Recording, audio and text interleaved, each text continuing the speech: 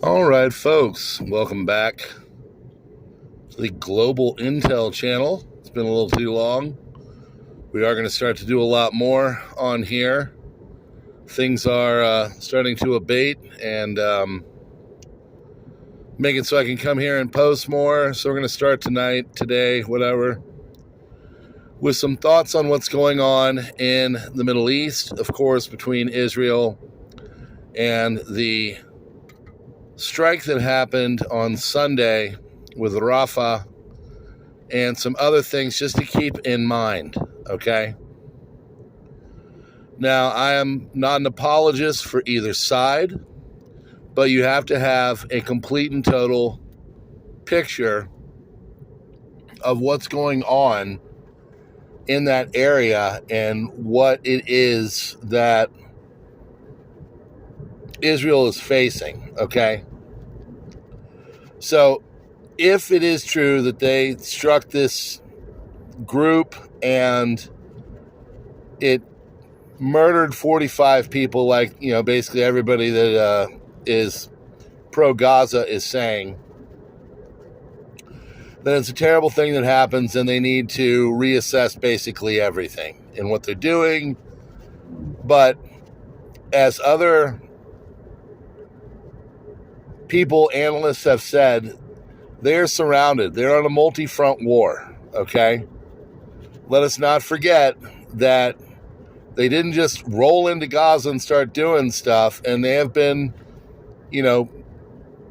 very brutal in certain aspects over the years in their treatment of Gaza, so we know what their history is. But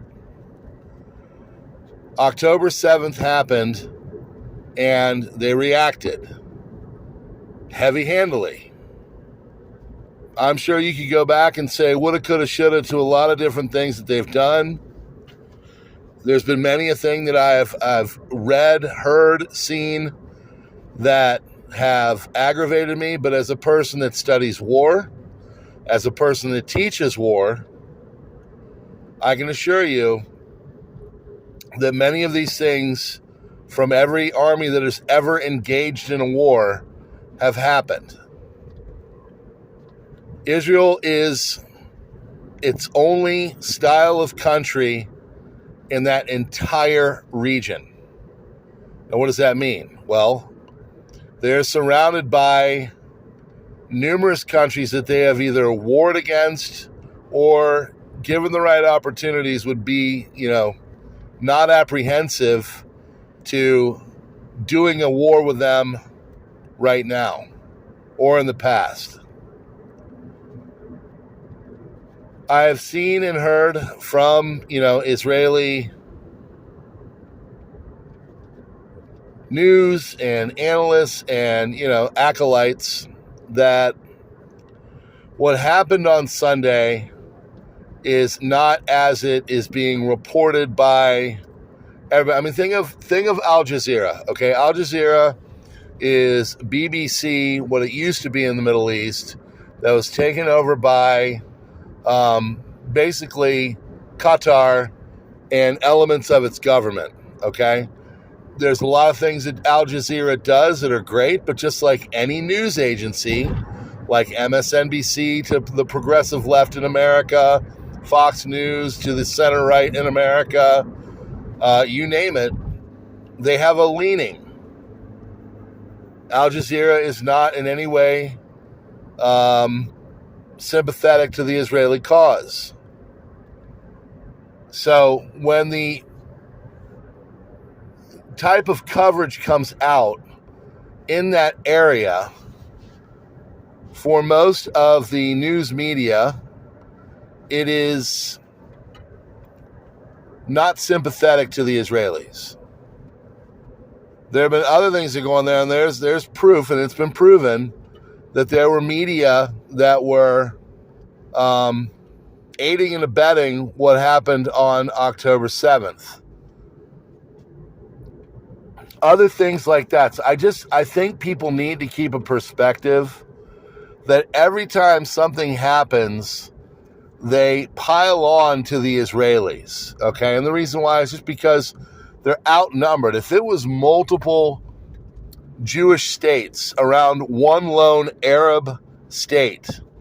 And that Arab state was, trying to hold on to its sovereignty and, what it has. And then all of a sudden, all these Jewish states started to pile on them. And anything that went wrong, basically, they were dragged through the mud. It's not that different from that.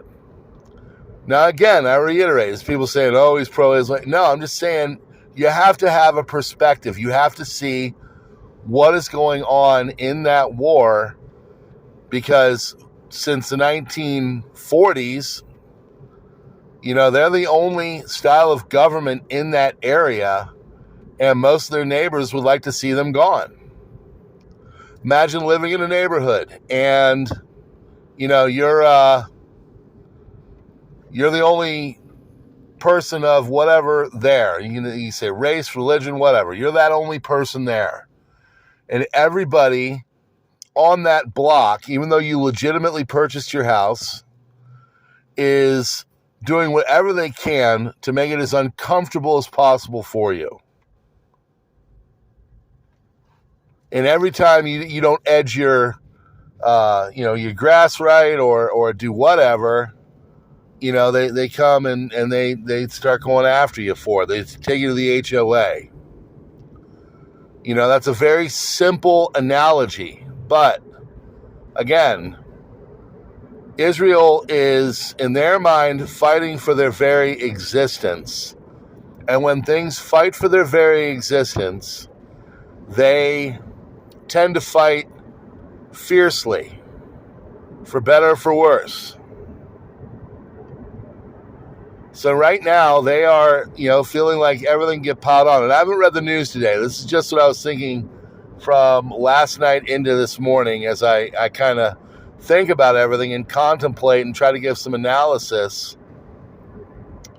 From the Israeli point of view, they are surrounded. And if everything doesn't go perfect, if everything isn't exactly as they've seen, and trust me, like I said, they've done many things wrong. There's no delicacy to a war.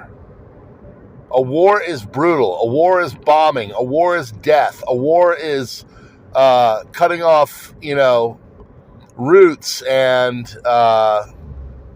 doing things and going into areas where you don't want your people to die, but you might eventually, or you might possibly have to use your weapons and dispatch other people, that kind of stuff.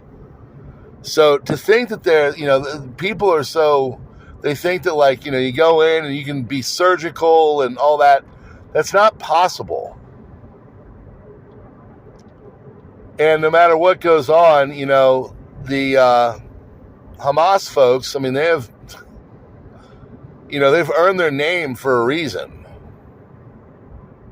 If you've seen the footage that happened on, women and children and families from October 7th, and that is not the Gaza people, it is the Hamas organization. If you've seen what they did, it was incredibly brutal. Absolutely on par with the 45 people that were struck. Now, the word on the street is, on the Israeli side, what they're trying to say, and they could be lying, I don't know, is that they were a mile outside of the safe zone, and there was a vehicle with numerous munitions that either caught fire or was purposely set on fire to explode, and that was the force multiplier that made this all go down. And that's where we are. That's what happened. And that's what they're saying. It's like the Egypt-Israeli exchange. Israel said they exchange first. Egypt says Israel exchange first. It's all like, we're not there. They're all going to say what they say. And unless there's video of it and there's some kind of a way to get a visual and an analysis of it, it's just going to be what it is. And it's going to be a he said, she said, people using all of the nastiness of war to cloak what is going on. So I don't know. There's something I think that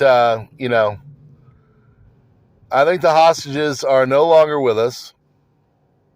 I think Israel is starting to fight for its very existence, which I think was the ultimate plan with the October 7th thing.